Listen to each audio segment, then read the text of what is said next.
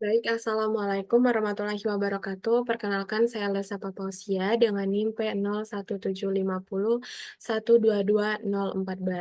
Baiklah, tugas video ini saya buat untuk memenuhi tugas para praktek mata kuliah Parasitologi 2 dengan dosen pengampu Bapak Gani Asaduddin, SSI. Baiklah, di sini saya akan menjelaskan mengenai nyamuk Aedes aegypti. Tentunya rekan-rekan semuanya sering mendengarkan mengenai nyamuk Aedes aegypti. Nyamuk Aedes aegypti merupakan salah satu nyamuk yang dapat menyebabkan penyakit demam berdarah atau DBD. Selain DBD, nyamuk Aedes aegypti juga dapat menyebabkan penyakit chikungunya, penyakit Zika, dan penyakit demam kuning atau bisa kita sebut dengan yellow fever.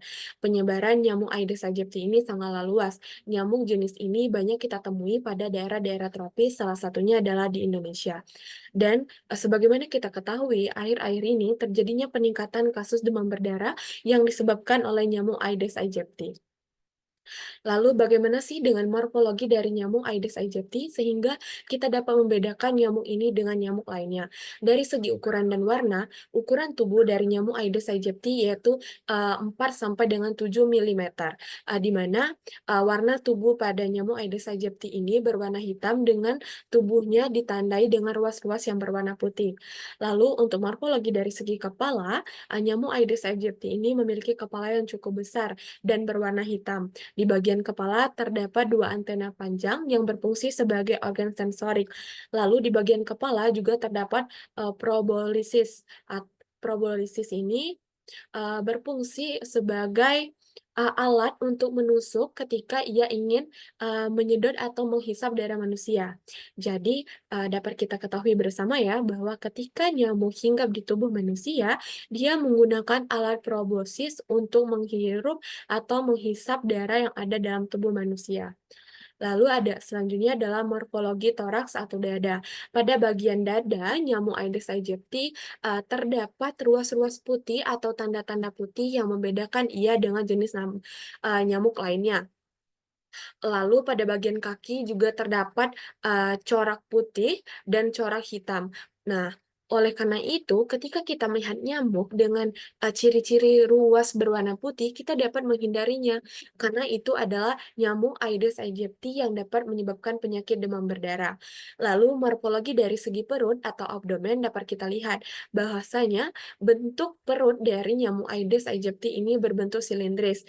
Dan pada bagian perut ini terdapat segmen di mana ketika nyamuk Aedes aegypti menghisap darah manusia, segmen tersebut akan membesar. Karena itu dapat kita lihat bersama bahwasanya ketika nyamuk sebelum menghisap darah manusia, itu perutnya akan berukuran kecil. Namun ketika dia sudah menghisap darah manusia, perutnya akan membesar yang dibantu oleh segmen yang ada pada perut nyamuk tersebut. Lalu dari segi sayap, nyamuk Aedes aegypti memiliki sayap yang transparan, namun pada sayap tersebut sangat terlihat jelas pena yang dimilikinya, dan pada bagian tepi sayap terdapat sisik-sisik kecil. Lalu selanjutnya bagaimana sih siklus hidup dari nyamuk Aedes aegypti? Nyamuk Aedes aegypti memiliki 4 siklus hidup. Yang pertama adalah telur, yang kedua adalah larva, yang ketiga adalah pupa, yang keempat adalah dewasa. Untuk melalui 4 siklus hidup tersebut, nyamuk Aedes aegypti membutuhkan waktu sekitar 7 sampai 10 hari tergantung pada suhu dan ketersediaan air sebagai tempat ia hidup atau tempat ia tinggal. Baiklah kita akan membahas siklus hidup yang pertama. Siklus hidup yang pertama adalah telur. Telur dari nyamuk Aedes aegypti ini akan berada di air yang bersih dan tergenang. Telur ini akan berwarna hitam dan berbentuk lonjong. Jadi jikalau di sekitar tempat tinggal teman-teman semuanya terdapat genangan air dan terdapat uh, hewan kecil yang berbentuk lonjong, mungkin itu adalah salah satu uh, telur dari nyamuk Aedes aegypti. Lalu selanjutnya ketika sudah pada tahap telur, dia akan berkembang nih untuk menjadi tahap larva. Pada tahap larva ini ia akan berkembang di dalam air, di mana memiliki bentuk memanjang dan lonjong serta memiliki pergerakan yang cepat. Pergerakan dari tahap larva ini adalah pergerakan zigzag. Mungkin rekan-rekan pernah nih melihat ketika terdapat genangan air di sekitar teman-teman semuanya, ada, hewan kecil yang bergerak cepat dan berbentuk zigzag. Mungkin itu adalah larva dari nyamuk Aedes aegypti. Selanjutnya adalah tahap pupa. Tahap pupa ini adalah siklus hidup ketiga yang ada antara larva dan menuju Aedes aegypti dewasa. Pada tahapan ini, eee pupa tidak akan makan dan juga atau tidak mengonsumsi apapun, tetapi ia akan mengambang di permukaan air tempat ia tinggal, dan juga pada tahap ini ia akan bernapas melalui antena yang dimiliki. Baiklah, selanjutnya adalah pada tahap dewasa. Pada tahap dewasa, setelah terjadi metamorfosis, nyamuk Aedes aegypti betina akan memburu darah manusia sebagai kebutuhan untuk perkembangan telur yang ia miliki. Sedangkan nyamuk Aedes aegypti jantan, dia akan, menghisap nektar. Baik, selanjutnya adalah penyakit dan diagnosis yang diciptakan atau yang disebabkan oleh nyamuk Aedes aegypti. Yang pertama adalah demam berdarah atau DBD.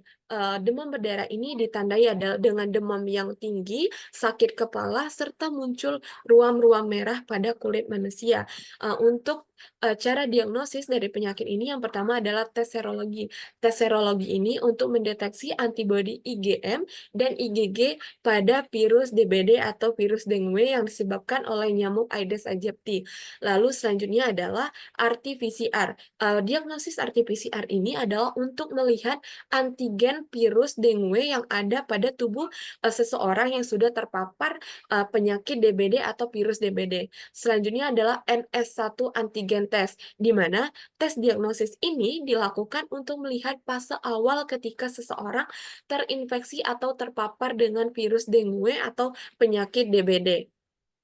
Selanjutnya adalah penyakit yang disebabkan oleh, nyamuk aegypti adalah chikungunya. Cara diagnosis untuk penyakit chikungunya ini, hampir sama dengan penyakit-penyakit lainnya yang disebabkan oleh nyamuk Aedes aegypti. Yang pertama adalah tes serologi untuk mengidentifikasi antibodi IgM dan IgG pada virus chikungunya itu sendiri. Lalu, diagnosis selanjutnya adalah RT-PCR. RT-PCR ini adalah untuk mendeteksi, antivirus chikungunya yang terdapat pada tubuh si penderita. Selanjutnya adalah demam kuning atau yellow fever. Diagnosis yang dilakukan untuk penyakit ini adalah tes serologis, RT-PCR, dan antigen.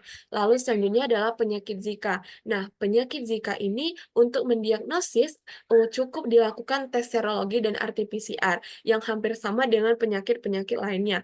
Jadi, mungkin dapat kita simpulkan bersama bahwasanya ketika seseorang terpapar Aedes aegypti, maka dia memiliki 4 kemungkinan. Yang pertama kemungkinan, untuk terpapar penyakit DBD, yang kedua kemungkinan untuk terpapar penyakit chikungunya, yang ketiga adalah kemungkinan untuk terpapar penyakit demam kuning atau bisa kita sebut dengan yellow fever, lalu yang selanjutnya adalah atau yang keempat, penderita tersebut kemungkinan untuk menderita penyakit virus Zika.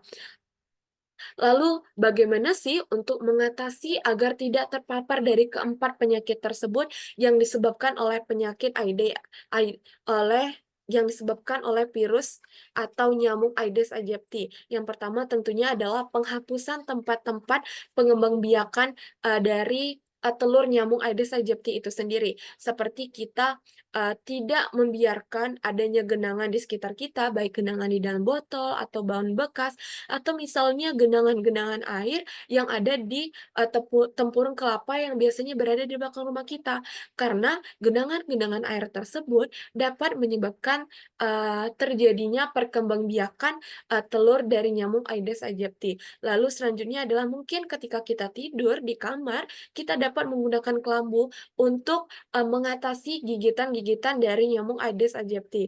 Serta kita juga dapat melakukan penyemprotan inseksida di lingkungan sekitar rumah kita agar, telur-telur atau Larva, bahkan nyamuk dewasa sendiri dari Aedes aegypti itu dapat, dimatikan atau dimusnahkan. Terakhir tentunya harus ada kesadaran dari masyarakat atau kesadaran dalam diri kita sendiri untuk menjaga kebersihan lingkungan yang ada di sekitar kita. Karena ketika kita menjaga kebersihan lingkungan yang ada di sekitar kita, maka, telur bahkan nyamuk dewasa dari Aedes aegypti ini dapat kita hindari. Baik, mungkin itu saja penyampaian dari saya mengenai, nyamuk Aedes aegypti. Semoga penyampaian dari saya dapat bermanfaat. Lebih dan kurangnya saya mohon maaf. Terima kasih. Wassalamualaikum warahmatullahi wabarakatuh. Bye-bye, see you on the next video.